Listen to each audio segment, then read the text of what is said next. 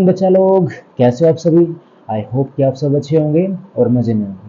और जो बच्चा फर्स्ट टाइम मेरे चैनल पे आया है तो सबसे पहले आप लोग सब्सक्राइब कर लो और बेल आइकन को दबा लो ताकि आपको मेरे चैनल के सभी अपडेट्स मिलते रहें। एंड जिसने अभी तक टेलीग्राम ग्रुप को ज्वाइन नहीं करा, नीचे डिस्क्रिप्शन में मैंने टेलीग्राम चैनल का लिंक दे रखा है, तो आप लोग सबसे पहले जाके वहाँ पे क्लिक करके मेरे चैनल को ज्वाइन कर लो ताकि आपको सभी टेस्ट, सभी नोट्स की PDF एंड जितना भी स्टडी मटेरियल है वो सब मिलता है।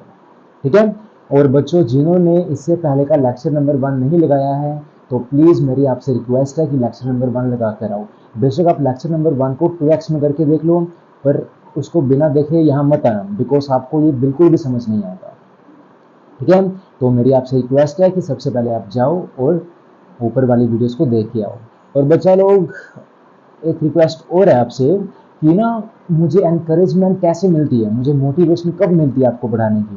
जब आप लोग कमेंट करते हो, जब आप लोग लाइक करते हो, जब आप लोग मेरी वीडियो को शेयर करते हो, तो प्लीज़ अपना जो फीडबैक है ना कमेंट्स में देके जाया करो। ठीक है, बिकॉज मुझे उससे मोटिवेशन मिलती है। तो चलो अब बिना किसी देरी के स्टार्ट करते हैं आज का लेक्चर। तो इससे पहले बच्चों हम लोग सीख चुके हैं कि what is the meaning of reproductive health according to WHO, और हमने इम्पोर्टेंस के बारे में बात करी थी, और हमने बात करी थी इन सभी चीज़ों के बारे में, मतलब वो प्रॉब्लम्स के बारे में और फैमिली प्लानिंग प्रोग्राम्स के बारे में जो हमारी गवर्नमेंट ने लागू करे थे ताकि वो सोसाइटी में अवेयर कर सके पर्सन्स को अबाउट द रिप्रोडक्टिव हेल्थ। ठीक है। अब आज के टॉपिक में, आज की क्लास में हमने बात करनी है कि जो अभी हम ऊपर प्रोग्राम्स पढ़ के आए हैं, है ना, फैमिली प्लानिंग प्रोग्राम जो बाद में चेंज हो गया था into the reproductive child and health care programmes, है ना, तो उसको अब इम्प्लीमेंट कैसे करेंगे। अब आज हमने उसके बारे में बात करनी है। ठीक है, कि हम कैसे वो सभी जो प्रोग्राम्स थे उन सभी एक्शंस को हम कैसे अचीव कर सकते हैं। तो सिंपल सी बात है भाई, सबसे पहली चीज़, हमें किसी भी चीज़ को अचीव करने के लिए सबसे पहली चीज़ क्या चाहिए? सबसे पहली चीज़ हमें चाहिए एक स्ट्रॉन्ग इंफ्रास्ट्रक्चरल फैसिलिटी। मतलब हमें एक बिल्डिंग चाहिए, हमें एक इमारत चाहिए। फॉर एग्जाम्पल, अब आप लोग पढ़ रहे हो, आप लोग कहाँ बैठ के पढ़ रहे हो? अपने घर पे बैठ के पढ़ रहे हो, या फिर आप अपने सेंटर्स पे जाते हो, कोचिंग सेंटर्स में जाते हो, इंस्टीट्यूट्स में जाते हो, तो वो क्या है? एक बिल्डिंग है ना, इंफ्रास्ट्रक्चर है जहाँ पे बैठ के आप ज्ञान को प्राप्त करते हो। तो वैसे ही हमें क्या, एक स्ट्रॉन्ग इंफ्रास्ट्रक्चर फैसिलिटी चाहिए जिसके द्वारा जो सरकार के एम्प्लॉयज़ है वो नॉर्मल पीपल्स को जाके वहाँ पे क्या कर सके, उनको अवेयर कर सके अबाउट द रिप्रोडक्टिव हेल्थ। ठीक है। सो चलो वन बाय वन सभी बातें लिख लेते हैं। सो सबसे पहली बात क्या कि successful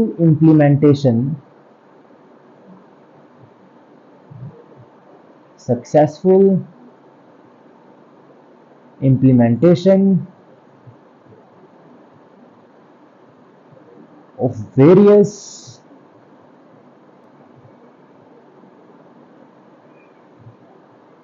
action plans to attain reproductive health।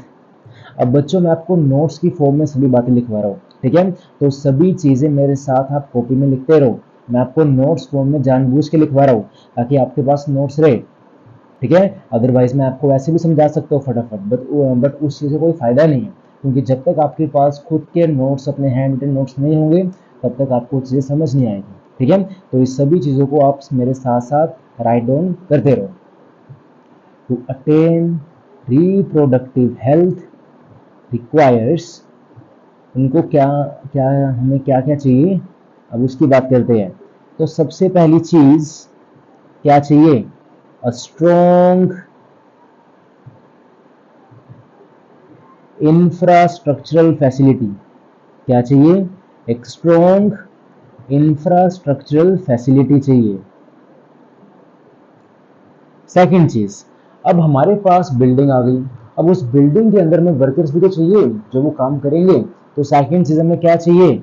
हमें चाहिए प्रोफेशनल एक्सपर्टीज, जिसके बिना कोई भी काम नहीं हो सकता। प्रोफेशनल एक्सपर्टीज चाहिए हमें। और उसके बाद क्या? वो जो प्रोफेशनल्स है उनको मटेरियल चाहिए ना अपने काम को करने के लिए। तो थर्ड चीज़ क्या हो जाती है बच्चों, मटेरियल सपोर्ट। क्या चाहिए, मटेरियल सपोर्ट चाहिए। सो ये हमारे पास क्या है, इसेंशियल्स है। बिना इसके क्या एक रिप्रोडक्टिव हेल्थ को अचीव नहीं करा जा सकता। So these are the essentials, ठीक है। So these are the essentials किसके लिए, to provide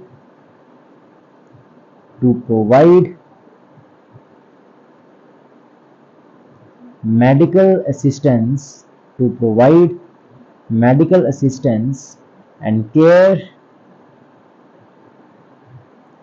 to people in reproductive या in reproduction related problems, है ना।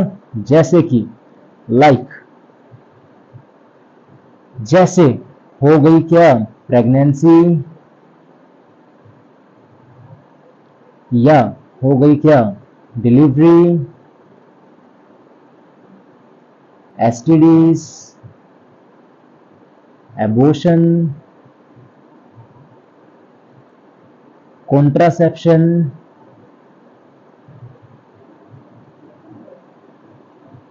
राइट, एंड menstrual problems,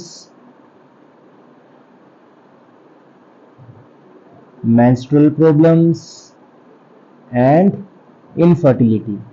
और क्या चाहिए बच्चों, इनफर्टिलिटी, ठीक है। सो ये सभी चीज़ों को सॉल्व करने के लिए तीन चीज़ क्या इसेंशियल है, जिसके बिना कुछ भी अचीव नहीं करा जा सकता, ठीक है बच्चों। अब उसके बाद सेकंड चीज़, अब एनसीईआरटी हमें क्या बोलती है, एनसीईआरटी बोलती है कि अब हमें ये तो पता चल गया कि हम कैसे उन सभी गोल्स को, उन सभी एक्शन प्लान्स को अचीव कर सकते हैं, बट अब हमने ये भी देखना है कि हम उसको और कैसे इम्प्रूव कर सकते हैं। अब उसको और इम्प्रूव करने के लिए हमें क्या चाहिए, हमें चाहिए बच्चों बेटर टेक्निक्स, है ना। सो सेकंड मेन हम कैसे अचीव कर सकते हैं उसको, bye implementation of better techniques, by implementation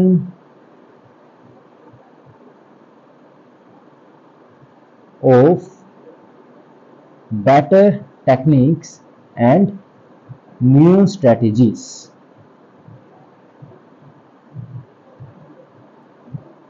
ठीक है। जैसे कि हमारे पास दो कॉमन टेक्निक्स है, मतलब कॉमन स्ट्रेटजीज है जो हमारी गवर्नमेंट ने यूज करी। सबसे पहली टेक्निक हमारे पास क्या है, एमनियोसेंटेसिस। अब देखो बच्चों, अब एमनियोसेंटेसिस क्या होती है, पहले इसको समझते हैं, उसके बाद हम लिखेंगे इसके बारे में, ठीक है। तो पहले समझो। अब देखो बच्चों, एमनियोसेंटेसिस क्या, हमारे पास एक टेक्निक होती है जिसमें जो डॉक्टर्स है ना, आप लोग यहाँ पे देख सकते हो बेबी है ना, इस बेबी के आसपास यहाँ पे जो ये ट्रांसपेरेंट वाटर लाइक फ्लूइड है, इस फ्लूइड को हम क्या बोलते हैं बच्चों, एमनियोटिक फ्लूइड, ठीक है। और जो ये एमनियोटिक फ्लूइड है, इस एमनियोटिक फ्लूइड में क्या होता है बच्चों, फीटल सेल्स होते हैं। क्या होता है इसमें, फीटल सेल्स होते हैं। एक मिनट, थोड़ा इसका मैं साइज छोटा कर लूं। और बच्चों इसमें क्या होता है, एक तो हो गए फीटल सेल्स, और इसके अलावा इसमें क्या होता है, केमिकल्स होते हैं। जिन केमिकल्स का यूज करके हम फीटल की, मतलब फीटस जो है उसकी हेल्थ को देख सकते हैं, ठीक है। सो डॉक्टर का टारगेट यही होता है कि जो ये एमनियोटिक फ्लूइड है उसको इसमें से निकालना। अब डॉक्टर कैसे निकालते हैं उसको, उसकी बात करते हैं। अब सबसे पहले डॉक्टर लोग क्या करते हैं, अल्ट्रासाउंड का यूज करके पोजीशन को देखते हैं कि बेबी है कहाँ। देन सिरिंज का यूज करके डॉक्टर लोग क्या करते हैं, जो फीटस है, फीटस के आसपास से जो एमनियोटिक फ्लूइड है उसको निकाल लेते हैं। एंड कितना निकालते हैं, ये अप्रोक्स 15 से 20 ml निकाल लेते हैं, ठीक है। और ये सफिशिएंट है सभी टेस्ट को करने के लिए। अब उसके बाद जब डॉक्टर्स ने एमनियोटिक फ्लूइड को निकाला, तो उसके बाद क्या करा जाता है, उसके बाद करी जाती है बच्चों डायग्नोस्टिक टेस्ट। उसके बाद क्या होता है, उसके बाद करा जाता है डायग्नोस्टिक टेस्ट। अब डायग्नोस्टिक टेस्ट क्या होता है? डायग्नोस्टिक टेस्ट का मतलब हो गया, अब इसकी डायग्नोसिस करी जाएगी, मतलब उस फ्लूइड की एनालिसिस करी जाएगी और देखा जाएगा कि फीटस की हेल्थ कैसी है, कहीं फीटस को कोई जेनेटिक डिसऑर्डर तो नहीं है, या कोई फीटस के अंदर कोई प्रॉब्लम तो नहीं है। तो अगर कोई प्रॉब्लम हुई उसको हम ठीक कर सकते हैं, ठीक है। बट बाद में अगर बेबी ग्रो हो गया, बाहर निकल गया, उसकी पार्चुरेशन हो गई और वो ग्रो कर गया, देन उसके बाद ऐसी चीज़ों को ठीक करना ना थोड़ा मतलब मुश्किल हो जाता है। तो इसलिए क्या, एमनियोटिक फ्लूइड को निकाल के डॉक्टर लोग पहले ही टेस्ट कर लेते हैं और पहले ही देख लेते हैं कि कहीं बेबी को कोई जेनेटिक डिसऑर्डर तो नहीं है। और उसी टेक्निक को बच्चों हम लोग क्या बोल देते हैं, उसी टेक्निक को हम लोग बोल देते हैं एमनियोसेंटेसिस। तो ये टेक्निक का यूज कब होता है? ड्यूरिंग द 15th और 20th वीक ऑफ प्रेगनेंसी। ठीक है, इतनी बात क्लियर। वन बाय वन हमने जो पढ़ा उसको लिख लेते हैं, ठीक है, बिना किसी देरी के। तो चलो फटाफट अब कॉपीज उठाओ और लिखना स्टार्ट कर दो मेरे साथ साथ। तो बच्चों एमनियोसेंटेसिस हमारे पास क्या है? ये टेक्निक है जिसमें क्या करा जाता है, एमनियोटिक फ्लूइड को निकाला जाता है। सो इन दिस टेक्निक, इस टेक्निक में क्या होता है कि some of the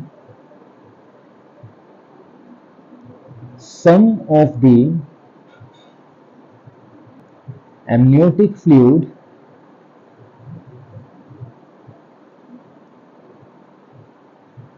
of the developing fetus is taken to analyze the fetal cells and dissolved substances, the fetal cells and dissolved substances। अब आप लोग ये सोच रहे होंगे कि सर एमनियोटिक फ्लूइड क्या होती है? तो बच्चों एमनियोटिक फ्लूइड एक फ्लूइड है जो बनती है during the early embryonic development, यानी कि सेकंड वीक के अराउंड बनती है ये, एंड ये मदर के ब्लड से बनती है। इस फ्लूइड का मेन काम क्या होता है? ये कशन की तरह एक्ट करता है, बेबी को प्रोटेक्शन प्रोवाइड करता है, और ये फ्लूइड इंपॉर्टेंट होती है, कुछ अमाउंट इस फ्लूइड का बेबी इनगल्फ भी करता है। तो ये जो फ्लूइड है बेबी की लंग्स को बनाने में हेल्प करती है, कहीं ना कहीं मतलब प्रैक्टिस में हेल्प करती है कि कैसे बेबी ब्रीथ करेगा, तो उसमें भी हेल्प करती है ये। तो प्रोटेक्शन हो गया, सपोर्ट हो गया और डेवलपमेंट, इन सभी चीज़ों में ये जो एमनियोटिक फ्लूइड है वो हेल्प करती है। इतनी बात क्लियर? चलो आगे। अब बच्चों इसके बाद अब जो ये प्रोसीजर है हम कर क्यों रहे हैं? अभी मैंने बताया ये करा जाता है to test for the presence of certain genetic disorders, ठीक है। सो जो ये प्रोसीजर है, this procedure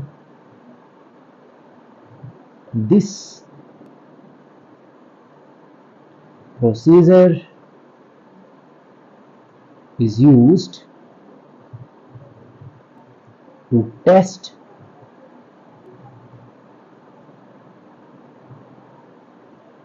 for the presence of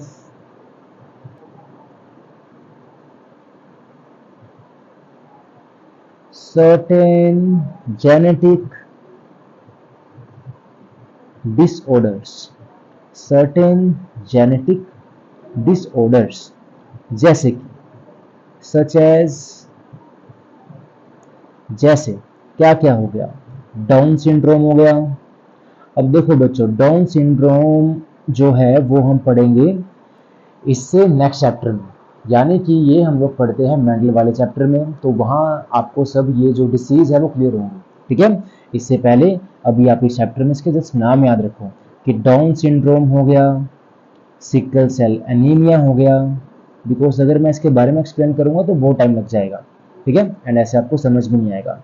तो जस्ट याद रखना ये सारे क्या क्रोमोसोमल मतलब जेनेटिक डिसऑर्डर्स हैं जो जीन्स के द्वारा होते हैं, ठीक है। तो डाउन सिंड्रोम आ गया, सिकल सेल एनीमिया आ गया, और इसके साथ क्या आ गया? हीमोफीलिया। और भी बहुत सारे जो जेनेटिक डिसऑर्डर्स है उसको हम चेक कर सकते हैं बाय यूजिंग दी एमनियोसेंटेसिस। इतनी बात क्लियर? और इसी टेस्ट से हम क्या डिटरमाइन कर सकते हैं? Survivability of the foetus. याद रखना ये बात भी याद रखना, ठीक है। सो दिस प्रोसीजर, पहली बात तो is used to test the presence of certain genetic disorders, और सेकंड चीज इसी में it is also used to determine, it is also used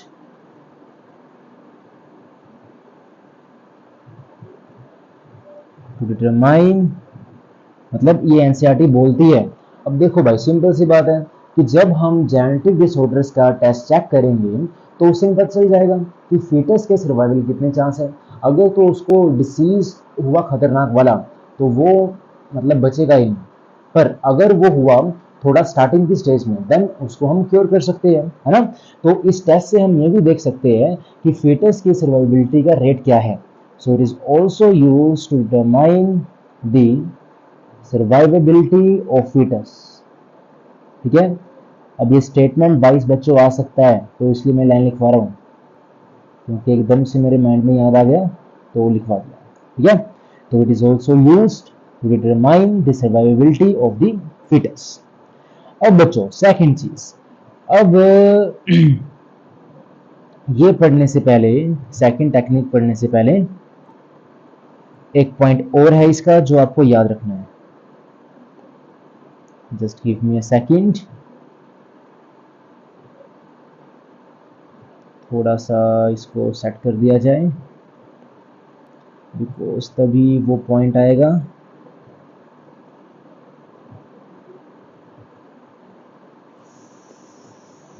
हाँ तो सुनो बच्चा लोग, अब तीसरी बात, अब देखो अभी मैंने आपको बताया कि एमनियोसेंटेसिस का ये मेन यूज होता है, बट इसके अलावा लोग क्या कर रहे थे। अब देखो हम एमनियोटिक फ्लूइड में क्या है, एमनियोटिक फ्लूइड में सारा का सारा फीटल सेल्स है और उसमें क्या केमिकल है, तो उसका यूज करके हम फीटस के सेक्स को भी पता कर सकते हैं कि वो जो फीटस है मेल होगा या फीमेल होगा। अब खासकर इंडिया में आपने मूवीज में देखा होगा, मतलब गांव वाले इलाकों में क्या होता है, लड़कियां अगर हो जाए तो उनके लिए एक लड़कियां ना एक बोझ बन जाता है ना। कईयों के लिए क्या होता है कि लड़की एक बोझ बन जाता है, ऐसे बोलते हैं कि लड़की क्या प्राय धन होती है ना, जो हमारे घर में नहीं किसी और घर में रहेगी। तो गांव वालों की, मतलब सभी की नहीं, ऐसा मेरी बात को गलत मत लेना, आजकल डेवलपमेंट बहुत हो चुकी है, बट स्टिल कहीं ऐसे गांव हैं, कहीं ऐसी जगहें हैं जहाँ पे अभी भी गर्ल्स को बोझ माना जाता है ना। तो इसीलिए उन जगहों पे क्या करा जाता था, फीटस के सेक्स को चेक करने के लिए इस टेक्निक का यूज होता था। और अगर फीटस होता था फीमेल, अगर फीटस होती थी फीमेल, देन उस फीमेल फीटस को क्या मार दिया जाता था, और उसी प्रैक्टिस को हम क्या बोलते हैं, फीमेल फिटिसाइड। तो गवर्नमेंट को जब इसके बारे में पता चला तो गवर्नमेंट ने क्या करा, गवर्नमेंट ने इस टेक्निक के ऊपर बैन लगा दिया। एंड ऐसे बैन को जो गवर्नमेंट के थ्रू लगता है उसको हम बोल देते हैं स्टैट्यूटरी बैन, ठीक है, उसको हम क्या बोल देते हैं, स्टैट्यूटरी बैन। तो गवर्नमेंट ने क्या करा, इस टेक्निक को स्टैट्यूटरी बैंड कर दिया ताकि फीमेल फिटिसाइड्स को रोक सके, ठीक है। बट आजकल बिना लड़कियां के देखा जाए तो ये वर्ल्ड एग्जिस्ट ही नहीं कर सकती। एंड जो, देखो मैं खुद लड़का हूँ बट ये बात मैं बोल सकता हूँ कि जो काम लड़के कर सकती है ना वो लड़के बिल्कुल नहीं कर सकते। अब लड़कियां पढ़ती भी है, घर के काम भी करती है, उनकी विल पावर सब कुछ मतलब एकदम स्ट्रॉन्ग चलता है, पर लड़के क्या बीच बीच में डोल जाते हैं, है ना। तो इसीलिए लड़कियां हमारे देश की जान है, हमारे देश की शान है, तो रिस्पेक्ट करा करो लड़कियों की वॉइस, सुन लो ध्यान से, ठीक है। Be respectable to all girls, चाहे सामने वाला कैसा भी हो, बट हमें क्या रिस्पेक्ट करनी है, क्योंकि तभी क्या एक अच्छी सोसाइटी बन पाएगी, ठीक है। सो अब इस बात को लिख लेते हैं। अब जो ये टेक्निक है, it has often been misused for sex determination, right, which leading to the which leading to the abortion of female fetuses। और इसी प्रैक्टिस को हम लोग क्या बोल देते हैं, फीमेल फिटिसाइड। याद रखना, मतलब फीमेल फीटस को मार देना, उसी प्रैक्टिस को क्या बोल देते हैं, female feticides. And practice known as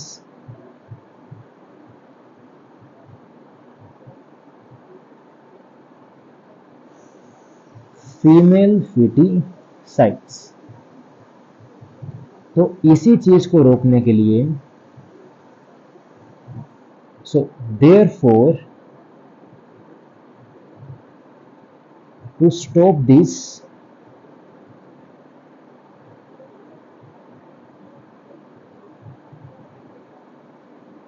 the government has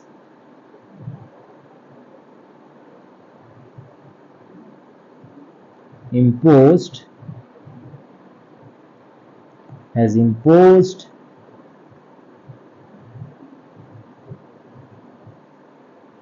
a statutory ban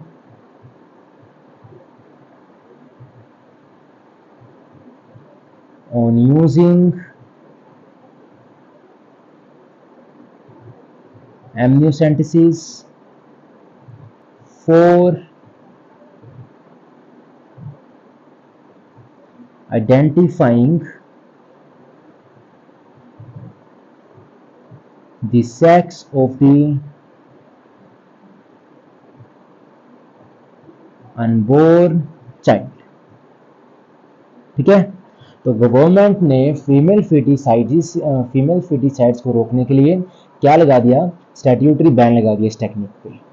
इतनी बात क्लियर। अब उसके बाद बच्चों सेकंड टेक्निक क्या आती है, that is massive child immunisation. अब इसके नाम से इसका मतलब समझो।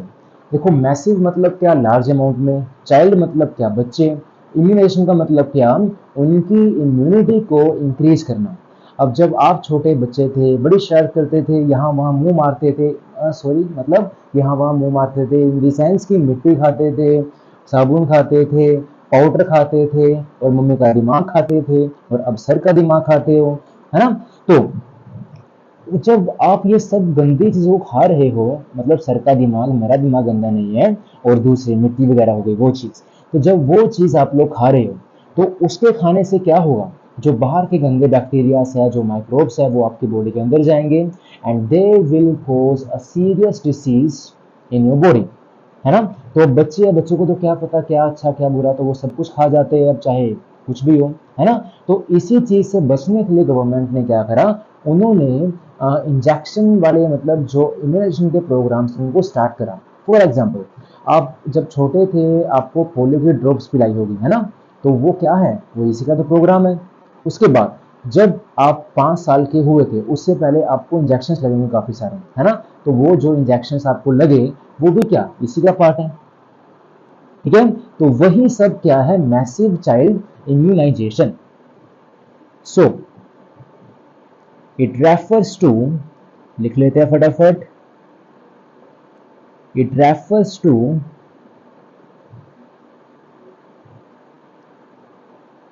large scale vaccination, it refers to large scale vaccination programs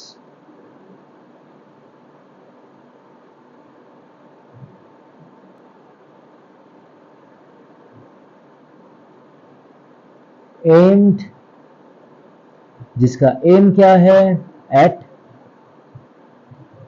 protecting children, at protecting children, especially वो जो अंडर एज है 5 साल के, especially under 5 years of age के नन्हे मुन्ने बच्चे। ठीक है,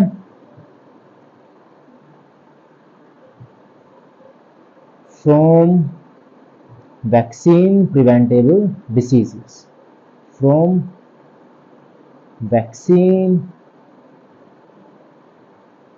प्रिवेंटेबल डिसीजेस। किसके थ्रू करवाया? Through organised public health campaigns, through organised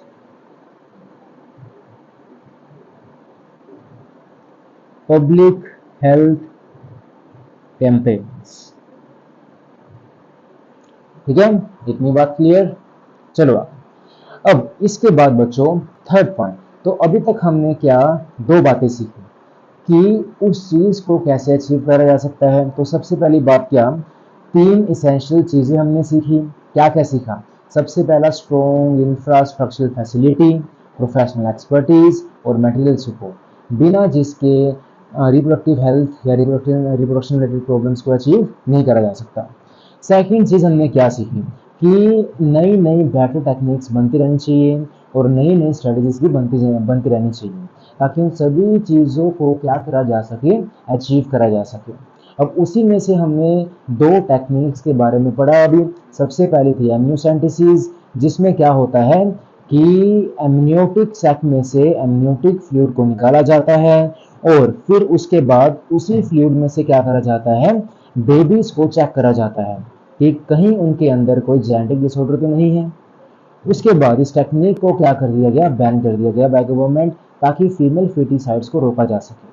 उसके बाद हमने बात करी मैसिव चाइल्ड इम्यूनाइजेशन की, जिसमें गवर्नमेंट ने किस चीज़ को टारगेट करा, बच्चों को टारगेट करा, वो भी 5 साल के अंडर, मतलब जो बच्चे 5 साल से छोटे थे उनको टारगेट करा। एंड उनको वैक्सीन्स के थ्रू क्या दिए गए, उनको एंटीबायोटिक्स दिए गए, जैसे पोलियो की ड्रॉप्स हो गई और हेपेटाइटिस वाली वैक्सीन्स हो गई, है ना। तो जितने भी ट्रांसमिटेबल डिसीज है उससे बचाने के लिए। अब उसके बाद बच्चों थर्ड पॉइंट कि हम इसको और कैसे अचीव कर सकते हैं, अब उसकी बात करते हैं। अब देखो, अब एनसीईआरटी क्या बोलती है? एनसीईआरटी बोलती है कि रिप्रोडक्शन रिलेटेड एरियाज में रिसर्च चलती रहनी चाहिए ताकि जो गवर्नमेंटल और नॉन गवर्नमेंटल एजेंसीज है वो फाइंड आउट करते रहे। अब आजकल और भी नई नई बीमारियां आ गई है ना, तो उन सभी चीज़ों की रिसर्च चलती रहनी चाहिए, तभी हमारे पास क्या होगा, एक प्रॉपर मेडिसिन डेवलप हो पाएगी और एक प्रॉपर सिस्टम डेवलप हो पाएगा। ठीक है, तो यही हमारी एनसीईआरटी बोलती है। इसको फटाफट लिख लेते हैं। सो research on various reproduction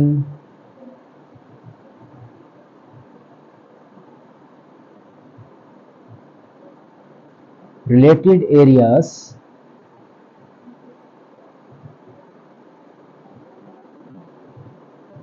are encouraged and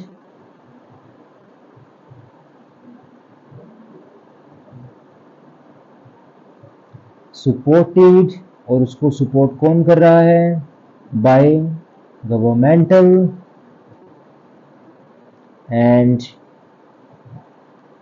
non governmental agencies.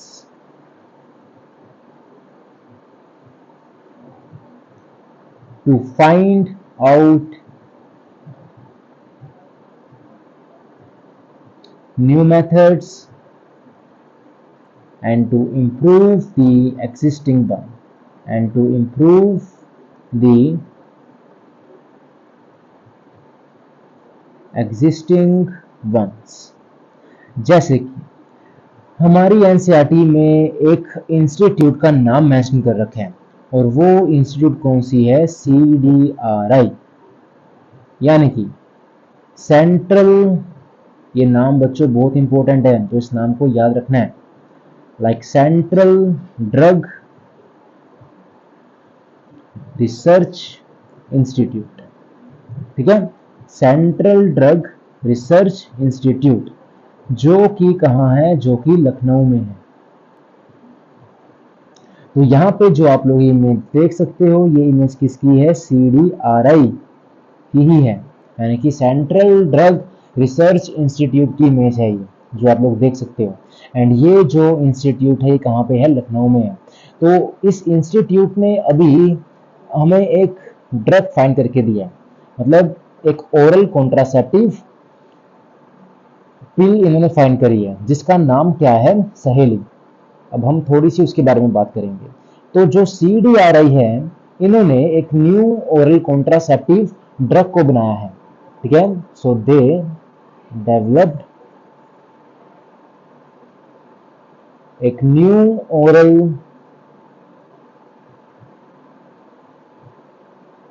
Contraceptive जिसका नाम क्या है बच्चों, जिसका नाम है सहेली।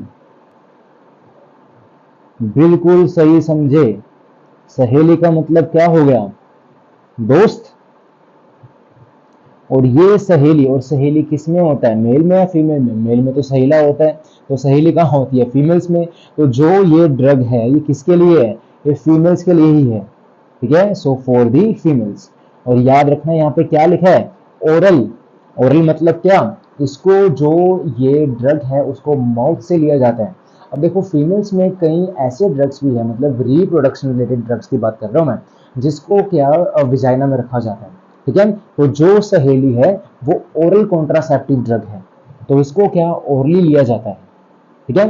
अब थोड़ी सी बात करते हैं इस ड्रग के बारे में। आप लोग यहाँ पे देख सकते हो, इसकी इमेज है ये किसकी, सहेली टैबलेट की, ठीक है।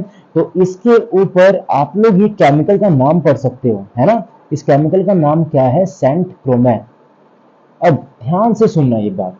सबसे पहली बात तो ये कि जो सहेली ड्रग है ना, ये जो टैबलेट है ये कैसी है, ये नॉन स्टेरॉइडल टैबलेट है। याद रखना इस बात को कि जो सहेली है, सहेली कैसी टैबलेट है, नॉन स्टेरॉइडल। सहेली इज नॉन स्टेरॉइडल, ये बात इंपॉर्टेंट है, ठीक है। और दूसरी बात, अब इसके अंदर जो ये केमिकल है सेंट क्रोमैन, ये मेनली क्या करता है। अब देखो बच्चों, हम लोग पढ़ के आए हैं मेंस्ट्रुअल साइकिल इससे पहले चैप्टर में, है ना, जिसमें क्या होता है, जरा एक मिनट रुको। सपोज करो कि ये हमारे पास क्या है, एंडोमेट्रियम है ना। अब एंडोमेट्रियम की जो बच्चों वॉल है, इसके ऊपर क्या होते हैं, ऐसे रिसेप्टर्स लगे होते हैं। क्या होते हैं इसके ऊपर, रिसेप्टर्स लगे होते हैं। और जो ये रिसेप्टर्स है बच्चों, ये रिसेप्टर कौन से है, एस्ट्रोजन रिसेप्टर, ठीक है। तो जो ये रिसेप्टर्स है वो कौन से है, एस्ट्रोजन रिसेप्टर्स है। अब जब किसी फीमेल ने सहेली पिल खाई, तो सहेली पिल में क्या था, सहेली पिल के अंदर था सेंट क्रोमैन केमिकल,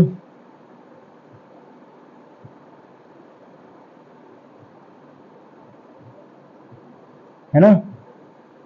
अब सेंट क्रोमैन जो केमिकल है बच्चों, ये करता क्या है, ये एस्ट्रोजन रिसेप्टर्स को मॉड्यूलेट कर देता है। ये क्या करेगा, जो एस्ट्रोजन के रिसेप्टर्स हैं उनको मॉड्यूलेट कर देगा, एंड जो उनके सरफेस का स्ट्रक्चर है उसको चेंज कर देगा, ठीक है। तो सेंट क्रोमैन ने क्या करा, सेंट क्रोमैन ने जो एस्ट्रोजन के रिसेप्टर्स थे उनको मॉड्यूलेट कर दिया, याद रखना, ठीक है। सो इसने क्या करा, मॉड्यूलेट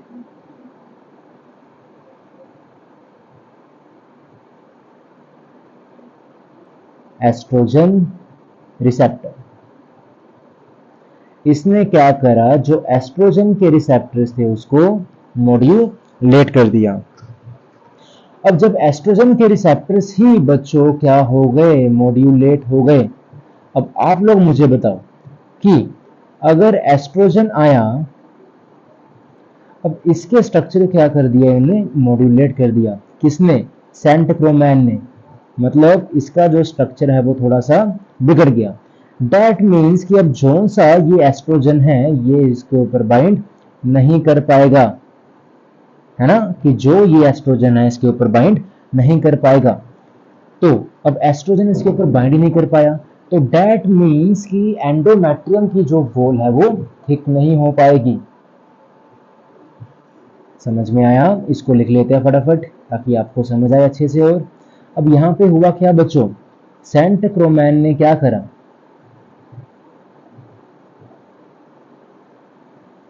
सेंट क्रोमैन ने इन्फ्लुएंस करा, विल इन्फ्लुएंस रिसेप्टर स्ट्रक्चर। इसने क्या करा कि जो रिसेप्टर का स्ट्रक्चर था उसको इन्फ्लुएंस कर दिया। तो जब इसको इन्होंने इन्फ्लुएंस कर दिया तो अब क्या होगा, एस्ट्रोजन इसके ऊपर बाइंड नहीं कर पाएगा। So no oestrogen can bind and also cannot show its effect। और क्या, वो जो अपना इफेक्ट है वो भी शो नहीं कर पाएगा। सिंपल सी बात है। अब जब वो अपना इफेक्ट ही शो नहीं कर पाएगा तो क्या होगा, एंडोमेट्रियम की वॉल भी थिक नहीं होगी। So no endometrium will thick. So no endometrium will thick. अब जब एंडोमेट्रियम ही थिक नहीं हुई तो क्या होगा, तो भाई इम्प्लांटेशन नहीं होगी। So no implantation.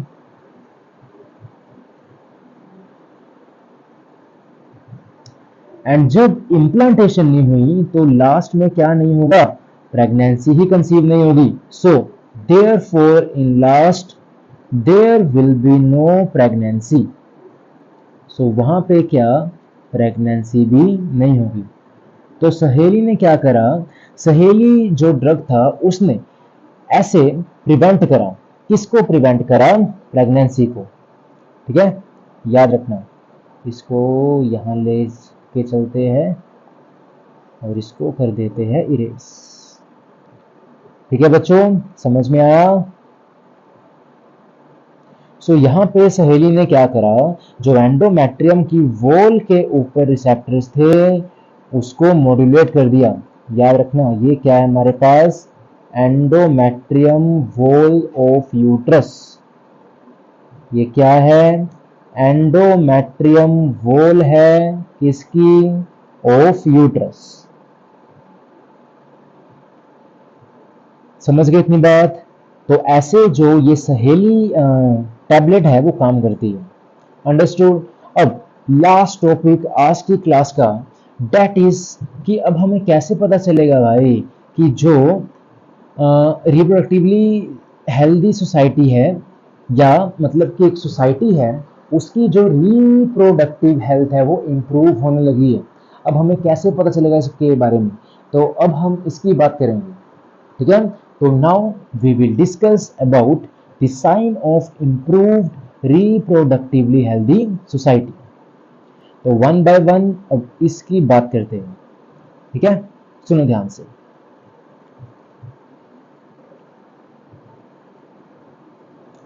तो सबसे पहली चीज, सबसे पहला साइन क्या होगा, अब देखो,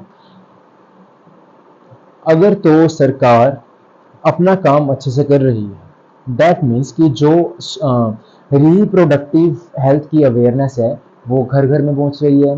एंड जिस वजह से क्या होगा कि जो डिलीवरीज है वो जो फीमेल है वो हॉस्पिटल में करवाएगी रैदर देन इन हाउसेस। अब पहले के टाइम पे क्या होता था कि जो डिलीवरी है वो घर पे होती थी, है ना, तो उसी से रिलेटेड पॉइंट है।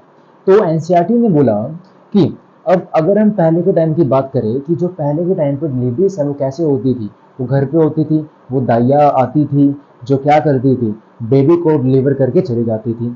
अब जब घर पर डिलीवरी हो रही है बिना किसी प्रोफेशनल या मेडिकल एक्सपर्टीज के, तो क्या होगा, ऑफ कोर्स ही बात है, या तो फीटस में दिक्कत आएगी या मदर में दिक्कत आएगी, है ना।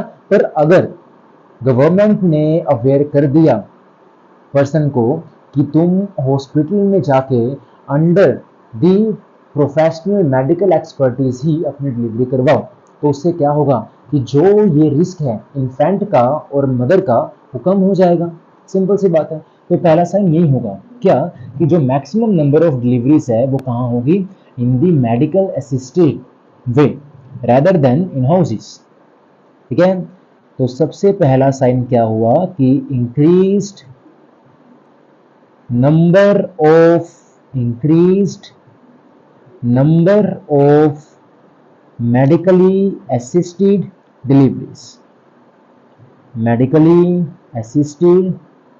deliveries and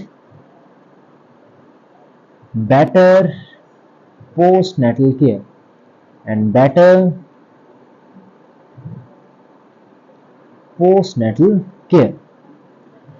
और जब मेडिकल असिस्टेड डिलीवरीज का नंबर बढ़ जाएगा और पोस्ट नेटल केयर भी बेटर हो जाएगी, तो इससे क्या होगा कि जो मैटरनल मोर्टेलिटी रेट है और इन्फेंट मोर्टेलिटी रेट है वो अपने आप कम हो जाएगा।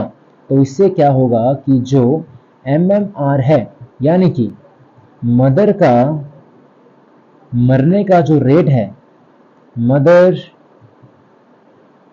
मोर्टेलिटी रेट है, वो क्या हो जाएगा कम, क्योंकि अब जो डिलीवरी है वो कहाँ हो रही है, under the medical guidance. And second जो है IMR मतलब बच्चों के जो मरने का रेट है वो भी क्या हो जाएगा कम। दैट मीन्स इन्फेंट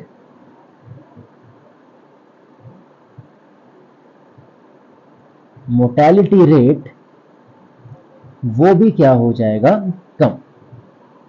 ठीक है बच्चों। देन सेकंड साइन क्या होगा, अब पहले के टाइम पे क्या होता था कि घर घर में 5 से 6 बच्चे, मतलब घर घर में ही क्रिकेट की टीम, फुटबॉल की टीम, बेसबॉल की टीम, कबड्डी की टीम, है ना, ऐसे होता था। अभी कल ही मैंने बताया था।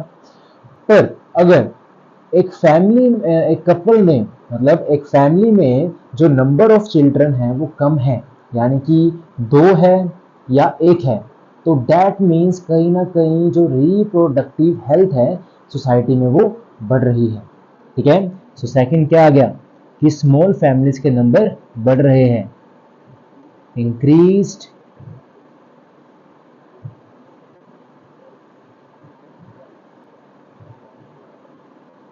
नंबर ऑफ कपल्स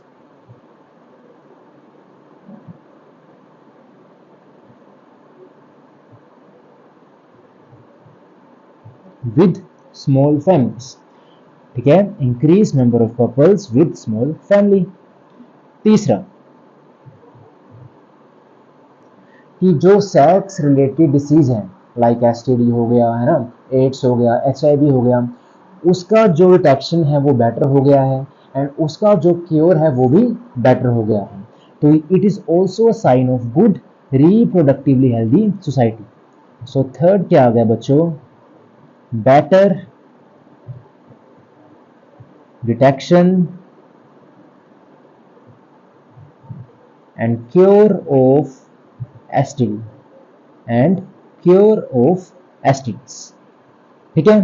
देन इसके बाद बच्चों फोर्थ पॉइंट क्या आया, अब मेडिकल फैसिलिटी बढ़ रही है एंड उसी के साथ जो सेक्स रिलेटेड प्रॉब्लम्स है उसको भी टैकल करने का जो हमारे पास जो हमारे पास अरेंजमेंट है वो भी बढ़ रहे हैं। सो फोर्थ क्या आ गया बच्चों कि ओवरऑल